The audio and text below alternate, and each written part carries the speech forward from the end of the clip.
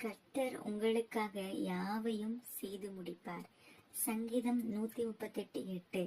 சங்கீதக்காரனாகிய தாவீது இப்படி சொல்றாரு: துன்பத்தின் பாதையில் அவர் இருக்கும்போது, அவருடைய சத்துருக்கள் வந்து அவருக்கு விரோதமா எழும்பும் போதும் விசுவாசத்தோடு அவர் சொல்ற வார்த்தை தான், கர்த்தர் எனக்காக யாவையும் செய்து முடிப்பார் என்பதாக.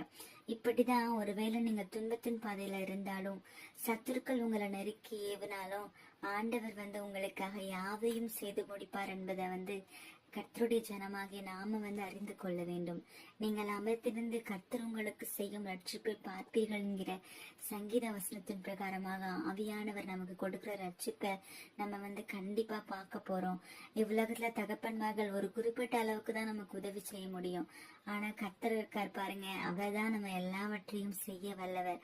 நீங்கள் எதிர்பார்த்திருக்கும் முடிவை உங்களுக்கு அவர் வாய்க்க பண்ணுவார். கர்த்தர் உங்களுக்காக யாவையும் செய்து முடிப்பார் என்பதில் எந்த சந்தேகமும் இல்லை. கர்த்தருடைய கிருபை உங்களோடு கூட இருப்பதாக. ஆமென்.